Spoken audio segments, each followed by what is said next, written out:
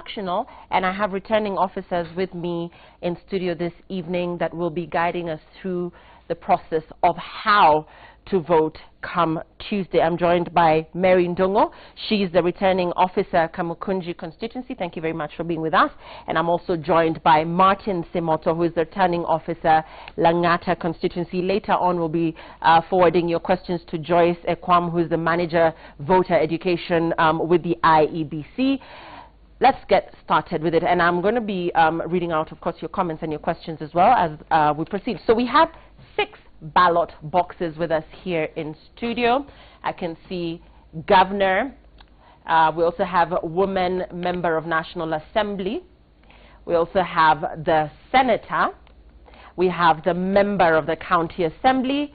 And we have the member of the National Assembly. And then we have the presidential ballot box. So 6 ballot boxes. So this is how the polling station will look like in as regards the room where we will be voting. So, Mary, take us through the process. I'm a voter. I've come armed with my ID card to vote. What's the next step?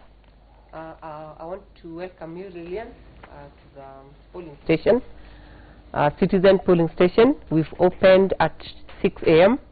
And you are apparently the first voter. So may I have your original ID? Okay. Maybe you should tell us which document you used to register as My a voter. ID. You used your ID. Yes. And it's original, I can see. So I want to be sure that it's actually you. So, yeah, I can see it is you. Yeah.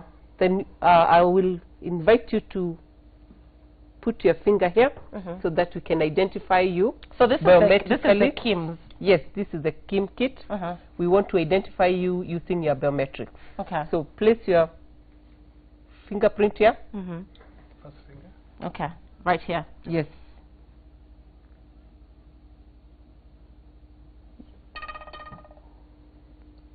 It has not yet identified you. You'll try another time. Okay, but so we get the picture. That's pretty much how you're supposed to go through the process. Okay, so the KIMS system has identified me. What's the next step after that? Lillian Zika Muli. Yeah, we have to call out your name to be sure that the people in the queue also know you, just in case you stole somebody's ID. So you have to call out my name? Yes, yes, yes. After we are done with the identification, we'll issue you with the ballot papers, starting with the president's ballot paper. We are going to stamp all of them. That's the president's ballot paper, followed by member of National Assembly. Okay, wait. So this is how this process goes. Unfortunately, we were not able to catch that. So this is the ballot paper. Yes. For the presidential vote. Which camera? Okay, that camera. So this is the first ballot paper that to be issued. That will be issued. And to be cast also. And then it will be stamped. So, yes. Because I noticed you stamped. So take us through that process up here kindly so that people can get to see that shot. The stamping. Okay. Okay.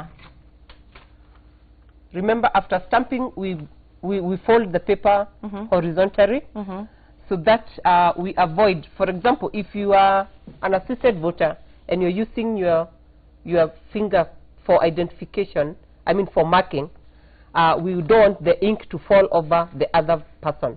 So it will fall over just within your line. That's for the candidate.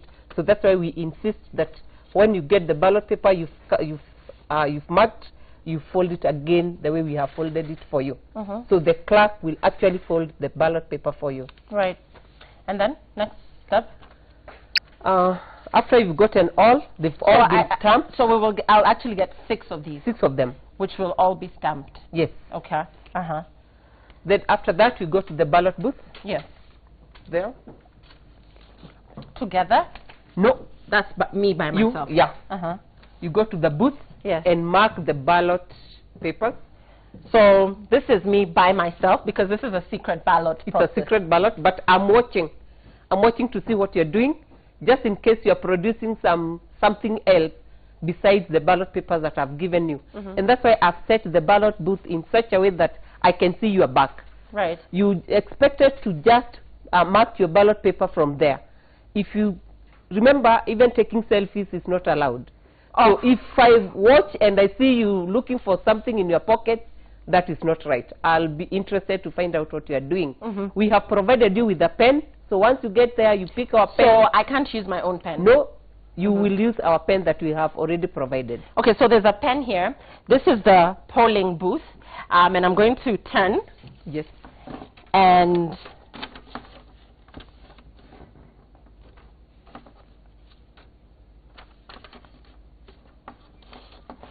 okay, so assuming I've done all 6, then what? You start with the president. You start with the president. So you the make sure that each goes where it should go. To the right right ballot box. Okay. We want to stress on that because you don't want a single stray ballot. Because Lillian, if you put this ballot paper in the wrong ballot box, we lose it. We call it a stray ballot and it is lost. So ensure that you put your ballot paper in the right box. So this is for president. Exactly. So there you go. Then for member of National Assembly, this is member of Parliament. There we go. The color. The color. Oh, so the color also guides you. Yes. By the way, the color also guides you. Yes. So this is green, and this ballot box is green as well. So that goes in there. What color is this? Brown? Yes. Beige. This is peach. Member of the County Assembly. So once again, this is the color, and this goes right there, and the process goes on and on. There's yellow, there's pink, and there's blue. Okay, so I've cast all my votes. So after you're done, clerk number 6 will mark your small finger so that you don't come back again to vote. So I'll mark your finger and give your back your identification document. So you mark my the finger. small finger, yes. Okay. Yes. Then after that, I return, the clerk number 6 now returns your identification document. Right. And we're saying, Lillian, after you vote, you go home and wait for the results. Okay. Yes. Okay, so that's basically what will be happening in the polling station. 6 ballot boxes, all clearly marked, white, green, peach, yellow, pink, and blue. And the ballot papers will also be colored in the same way. The same way. Okay, so thanks for sharing that. Is there anything else that we need to know? We do know that the time is between 6 a.m. and 5 p.m. Right. Yes. And what should you be armed if you don't have your ID? If you don't have your ID, maybe you registered using your passport, you still come with your passport. But it has to be the document that you used when you're being registered as a voter. Right. It has to be the original, not a photocopy, not a laminated copy, but the original ID. Somebody is asking if someone can vote with their waiting card after losing their original ID. If somebody lost their ID in between the time they registered to vote and now. Lillian, it's not allowed by the law. Remember, voting is all about the law. So if you lose your ID between now and Tuesday, unfortunately, you'll have to wait to vote in 2022. Another question, the biometric system, the KIMS, the delay in it, for instance, identifying a voter, what do you resort to? Supposing it doesn't read my biometrics, then what? In case the biometrics don't show, we have a complementary method whereby we can identify you using the ID number. Right. We key in your ID number and it still brings up your details. Your details still pop up. Yeah. I want to ask you something else here that somebody asked. For the elderly, for instance, so they come into the polling station, say, at 5 a.m., they are elderly. Will there be assistance for the elderly? And this also applies to persons living with disability, such as the blind, the physically handicapped as well. Yes, we have taken care of that. We call them special category of voters. And what we have done is that we have placed a queuing clerk outside the polling station. So immediately he or she identifies a special voter, he or she alerts the presiding officer. So these persons are given priority to vote first. We don't keep them on the line. The elderly, the disabled, the expectant mothers, mothers carrying small babies, we allow all of them to vote first. What about the illiterate, those who cannot read and write, and how then do you ensure that if this is an assisted vote, it's not compromised by the returning officer or the officer that is assisting the person to vote? Okay, we are encouraging voters who need assistance to bring in their own assistance. It makes it much, much easier and still protect the secrecy of the ballot. But just in case a voter comes and he doesn't have somebody to assist them, we allow the PO in the presence of agents to assist. So like the PO can take 2 agents per turn, in turn. Right. Yeah, one assisted voter, 2 agents. The next time another voter comes who needs assistance, another 2 agents can witness the voting. Somebody here is saying, I voted in 2013 and I need to know if I can still vote this year since I never updated my details into the IEBC system this year. This is Pauline. It depends. If the details are still okay, you can still go ahead and vote. Yeah. Okay, so this is, I mean, we'll be forwarding the other questions to the manager that's in charge of voter education with the IEBC. Somebody is saying, we have mothers with small children, but with time, many and more women line up with small children. Last time, mothers gave their children to female friends to pretend that that's their child. Can these children be marked too? I think you have to be 18 and above to vote, so really that doesn't really, or do you understand the question differently? Yes, I do. I understand the question. Actually, in 2013, we had babies for hire, in quotes, whereby a baby would be used by very many mothers so that they're allowed to vote very fast. Oh, right, in terms of, okay, the queuing and, yes. Okay. Yes. Somebody is saying, yeah, okay, we answered the question on the waiting card. I think just as we summarize with you, Mary, take us through the etiquette, voting etiquette. When you get to the polling station, there are those who say they'll be there as early as 4 a.m. Because the polling stations will be opened at 6 a.m. But take us through the things that you cannot do while at that polling station, what will result to an immediate disqualification of your vote. Okay, thank you, Lillian. One, we are encouraging our voters to come and maintain order in the polling station.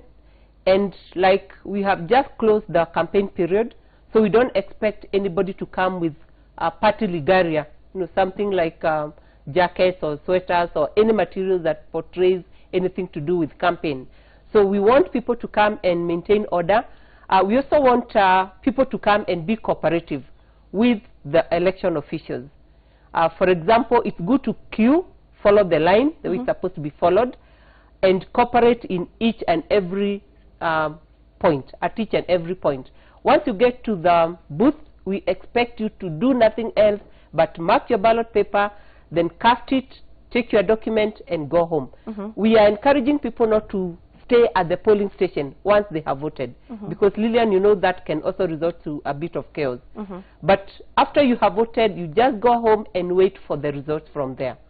Somebody's asking whether these are actually transparent. I think for some people it counts for something to be able to see how many ballot papers have actually gone into each individual box. They are very transparent, and besides that, before we start voting in the morning, we display the emptiness of the ballot boxes. And this is done earlier than 6 a.m., and it is done in the presence of the agents and the rest of the poll officials that are in the room. So we empty the ballot boxes, we display the emptiness, and then we seal them before we start voting. Somebody is asking about Form 32A. I think there's a little bit of confusion around these forms and what it is that they mean exactly. If we identify you using the complementary method, then we have to fill a form for you.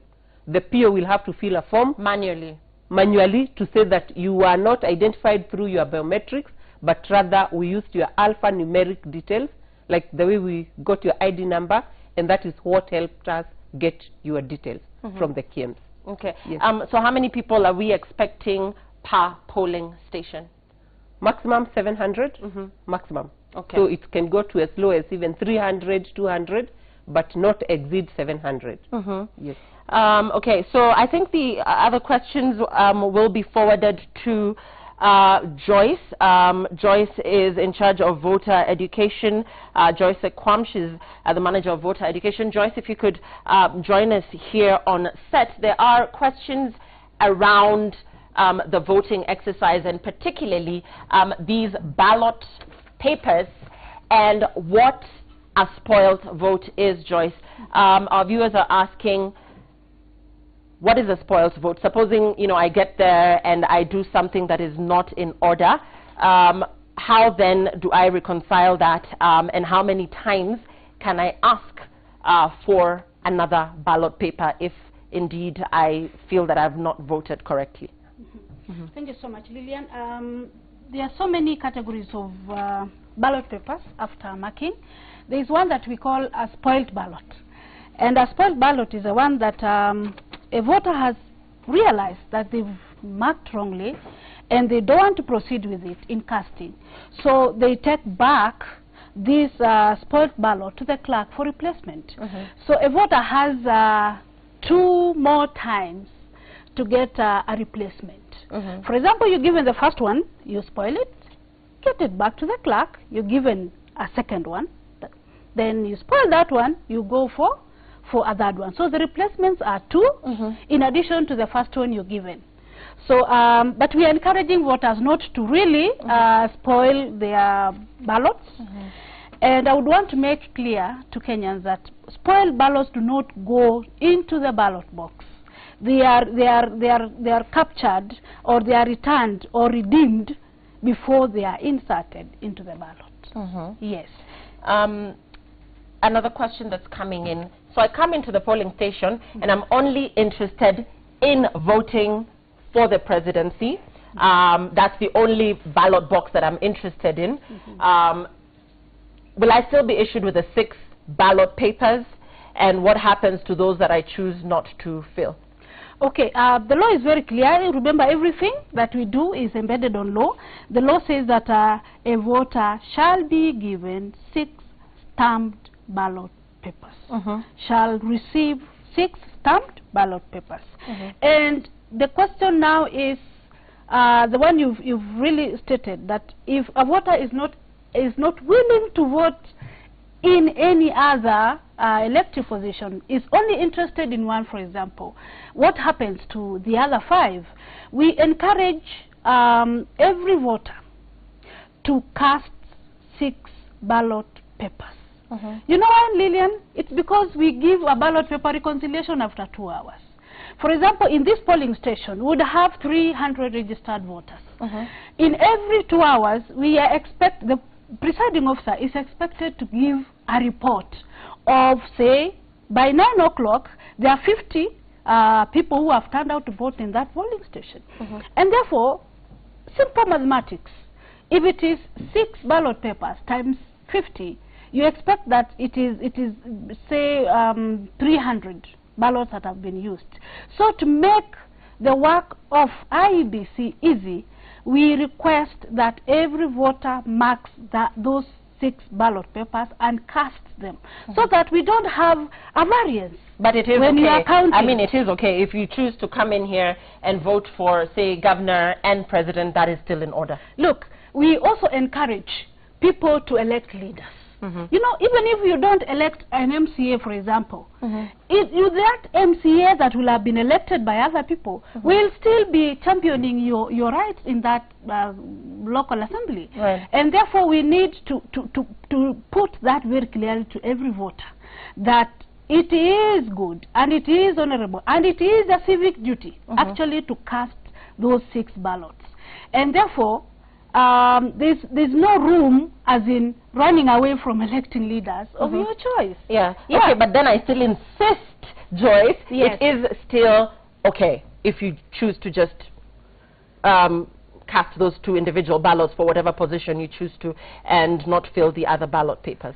It's okay, it's okay, but look here, Lillian, there is that bit of reconciling the ballot papers. There is that bit of a civic duty, electing your leaders. Right. There is that bit of being true and participative in the whole process. Remember, the law says we are carrying out 6 elections in a day. So if you vote for 2, you'll have actually participated in the 2 elections instead of 6. Right. So what happens if 5 p.m. finds me on the queue and I've not voted? Now, the polling stations across the country shall be closing at 5 p.m. But so long as a voter or voters will be on the queue, by that time, by 5 o'clock, we will allow the last voter on that line to vote. You know, the process is very clear, that once we reach 5 o'clock, 5 p.m., there is a soldier who will stand behind the last voter, so that no one else comes after 5 to join the queue. Right. So we will ensure that those people who will be on the line at 5 will be able to participate and vote leaders.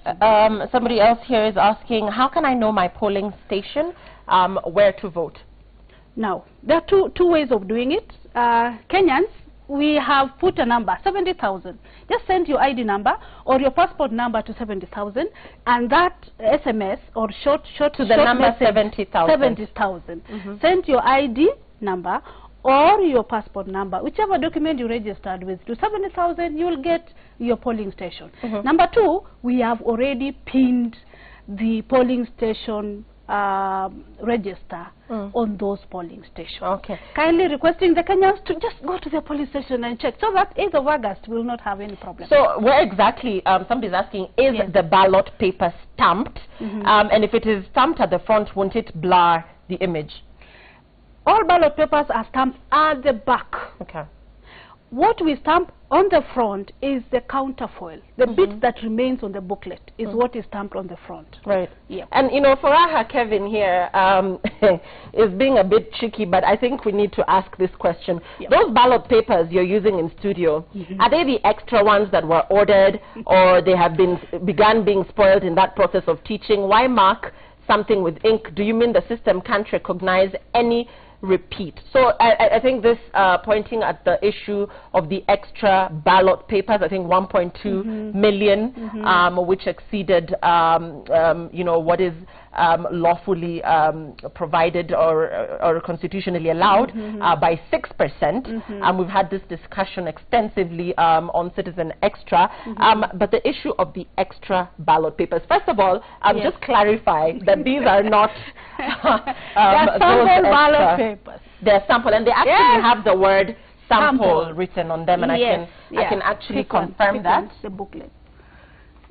I can actually confirm that by sample. We'll just zoom in on that so that you can see that this is actually a sample ballot paper. And we are using this to educate Kenyans on how to mark the ballot paper correctly, and even educating them on the colors. They'll be meeting on those on their polling stations, and also the rhyming of the ballot, the leads of the ballot boxes with the color of the ballot papers. So somebody is saying, I transferred to another county and changed polling stations, and it reflected during nominations, but now when I verify, it takes me back to the original polling station. How do I go about that? And this also tying into the question of, I've lost my ID, but I have a police abstract which has my ID number. I have a voting card, but you know, we understand that, you know, you'll still not be allowed to vote with an abstract. Let's start with the question of somebody who moved places. They changed polling stations during nominations, but when they verify, it takes them back to the original polling station. Yes, there are so many, there are a number of voters who actually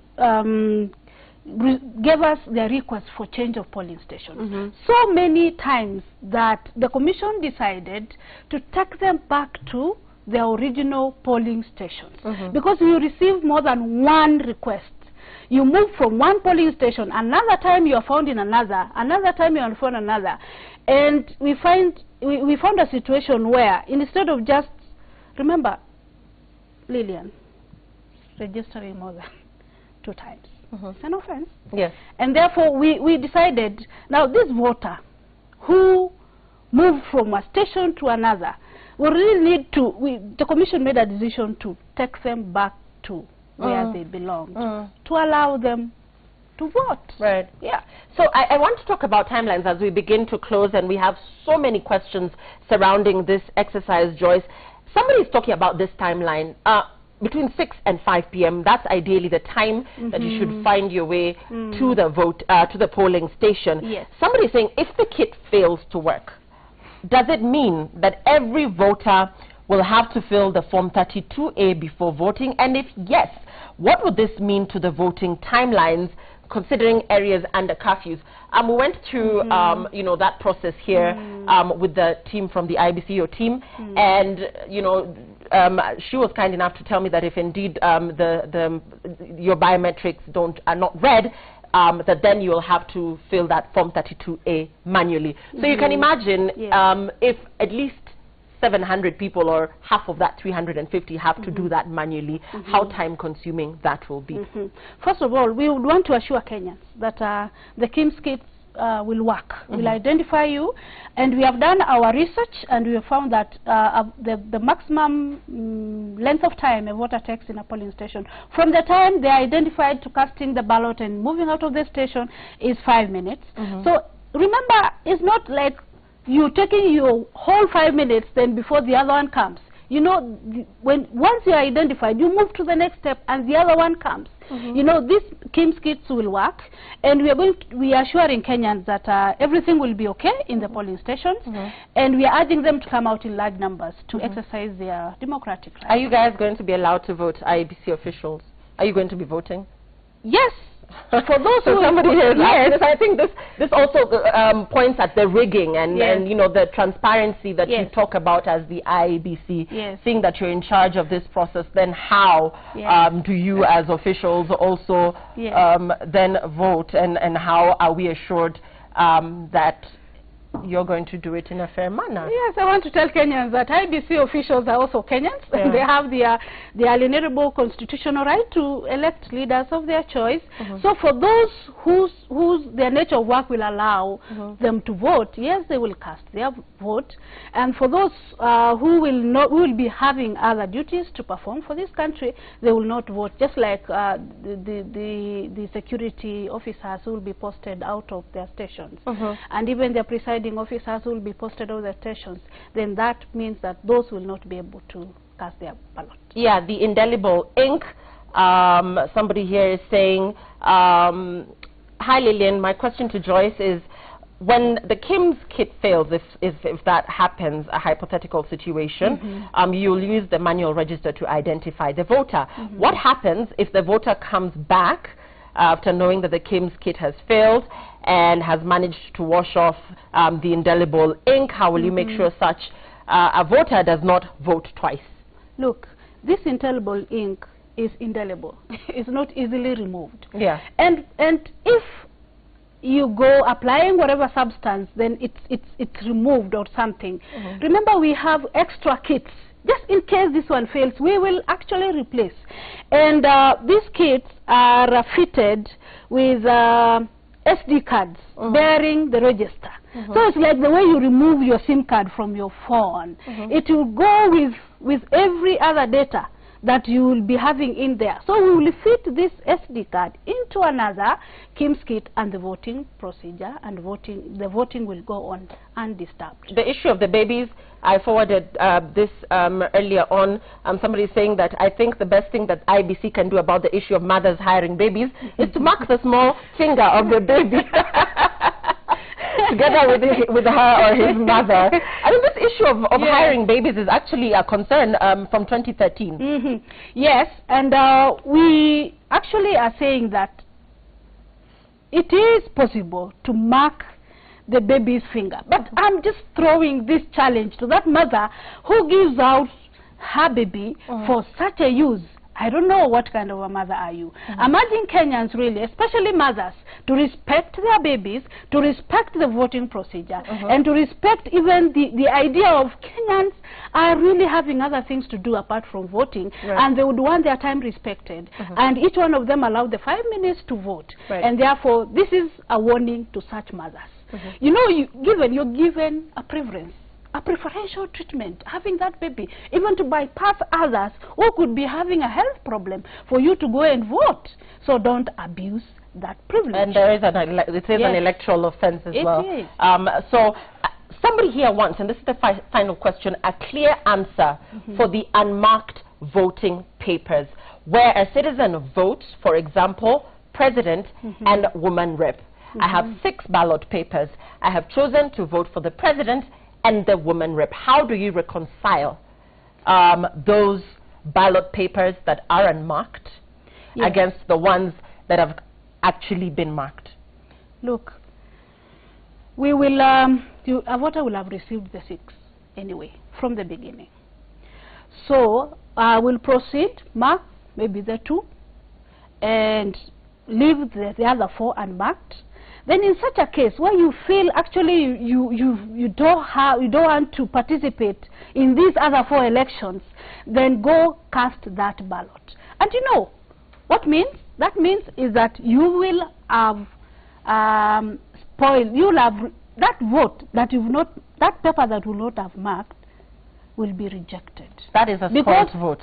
Not spoiled. Spoiled, we have said, does not enter, does not find itself in the ballot. Right. So it will be rejected. But my one question. And by rejecting, it means it will be. Yeah, it will be found in there. It will be counted as rejected because it will not have been cast in favor of a candidate. But why would you spend your time? So I think to simplify this, either way, whether or not you, for instance, this is member of county assembly. If I choose not to vote for an MCA, I'm still required to put that paper into the box. Okay. But it will be rejected. You see, because it's not cast in favor of a certain candidate. Okay. Yeah. All right. So again, you know, a lot of people are saying we've not answered the question. I think we'll answer the question on the lost ID and police abstract. You cannot be allowed to vote with a police abstract. You must have your national ID or a Kenyan passport, whichever you registered with. Yes. Okay. And you cannot also use your own pen. You cannot come with a pen. The IBC will provide the pen. Yes, IBC will provide the pen. But there's a lot of issues, people talking about pencils. And that boils down to an issue of trust. Yeah. And let me say this, that you can also come with your pen, just in case you don't really feel like using the IBC pen. But the pen will be provided. But it's good that you use the IBC's pen. But in case you feel that yours is better and will give you comfort, come with yours and mark the ballot paper. Okay. So a lot of your questions that are coming in, we're winding up with you, Joyce. Please give us, you know, just some parting remarks on this voting exercise, the do's and the don'ts in summary. Lillian, one of the do's is come early. Come early, avoid coming to the polling station late. Come at 6, cast your vote. After that, just go home and watch the results as they stream in. One of the don'ts is don't campaign on the queue. Number 2, don't put any regalia that indicates where which faction or which party you're supporting. Number 3, don't receive nor give bribes on the line, on the queue as you wait. Don't do that. It's an election offense. Then number 3 is that after voting, don't linger around the polling station. You're supposed to stay 400 meters away from the area of activity. Right. And that you'll have been a good Kenyan. Yeah. Of course, someone is asking about sick voters in hospitals willing to vote. You must be physically present at the polling station? Yes, you have to physically present yourself at the polling station. Okay. Yep. All right. I think that has been very informative. Thank you very much. This is Joyce Ekwam. She's in charge of voter education with the IBC. We were also joined by Martin Simoto, returning officer, Langata constituency, and Mary Ndongo, who's a returning officer, Kamukunji constituency. Once again, you are